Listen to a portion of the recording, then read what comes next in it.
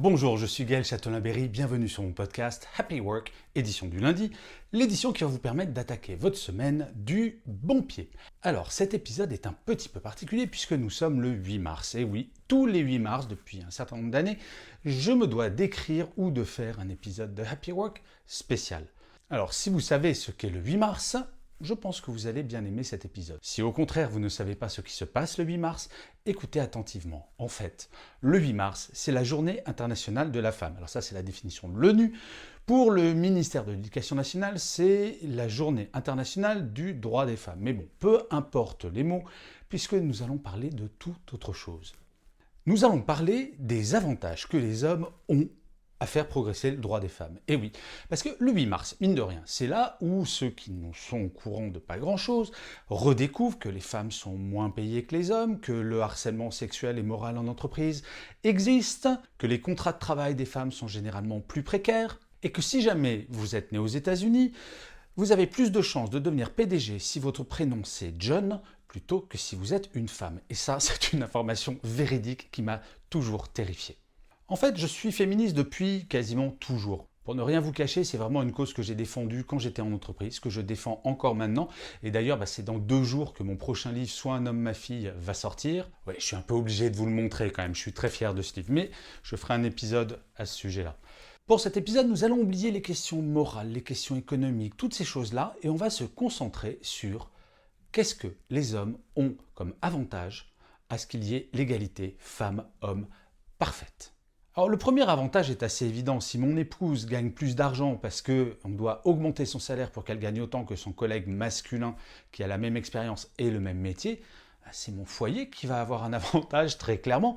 L'argent ne va pas se volatiliser et on parle énormément de pouvoir d'achat depuis des années. C'est un des vrais sujets aux informations que vous entendez de façon récurrente et il y a eu beaucoup de manifestations. Il y a eu les gilets jaunes par exemple.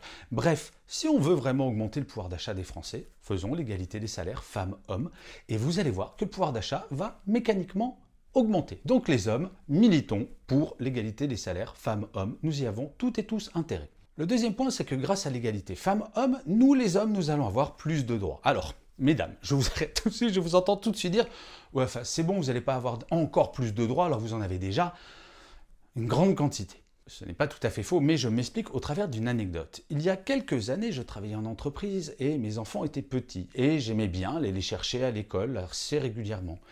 Et un jour, un collègue, puisque pour aller chercher mes enfants à l'école, je devais partir plus tôt du travail. Ça, c'est un peu la problématique. Et donc, je pars plus tôt et ce collègue me dit « Mais Gaël, pourquoi est-ce que tu pars régulièrement plus tôt comme ça? Tu prends ton après-midi ou quoi ?» Et là, moi, je lui explique « Non, je vais chercher mes enfants à l'école. » Et là, cette phrase sera marquée dans ma tête jusqu'à la fin de mes jours. Cet homme me répond « Mais Gaël, t'as pas une bonne femme pour s'occuper de ce genre de choses ?»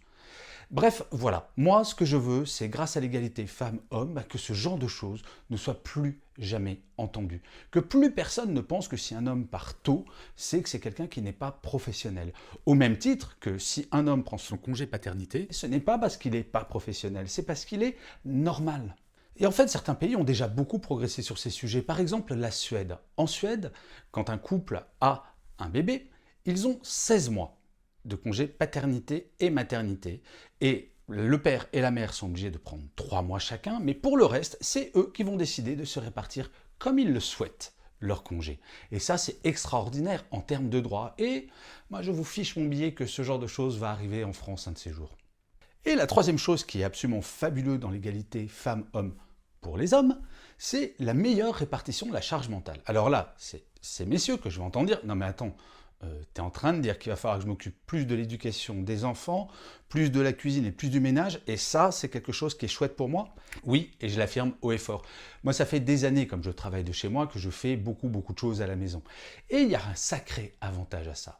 En fait, mesdames, au lieu d'aller voir votre compagnon et de dire, ou votre futur compagnon d'ailleurs, et de dire « Eh, dis donc, il y en a marre, t'es qu'une grosse feignasse, tu pourrais aider à la cuisine », vous pourriez présenter la chose de la façon suivante. Vous pourriez présenter la chose de la façon suivante en disant « Mon chéri, écoute, si tu passes plus de temps et que tu mets plus d'énergie dans la cuisine et plus d'énergie avec l'aspirateur, je t'assure, je mettrai beaucoup plus d'énergie dans la chambre parce que je serai nettement moins fatigué. » Ok, c'est trivial comme argument. Mais à un moment, il faut aller vers les choses triviales. Il faut arrêter d'intellectualiser les choses et se dire « Oui, hommes comme femmes, nous avons intérêt à cette égalité.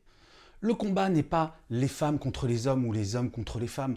Le combat, il est comment est-ce qu'on fait pour optimiser nos journées, pour optimiser notre énergie, pour qu'on kiffe quotidiennement. Il n'y a aucune raison que ce soit les hommes qui travaillent plus ou les femmes qui travaillent plus, que la charge mentale soit plus sur l'un ou sur l'autre. Aucune raison objective. Plus on partage les problèmes, plus ces problèmes sont petits. C'est aussi simple que cela. Et je finirai cet épisode comme d'habitude par une citation. Et pour celui-ci, j'ai choisi une phrase que j'adore, qui est de Françoise Giroud, qui disait « La femme sera vraiment l'égale de l'homme le jour où à un poste important, on nommera une femme incompétente. » Je vous remercie 1000 fois d'avoir écouté cet épisode de Happy Work ou de l'avoir regardé si vous êtes sur YouTube. Je vous dis rendez-vous au prochain et d'ici là, plus que jamais, prenez soin de vous.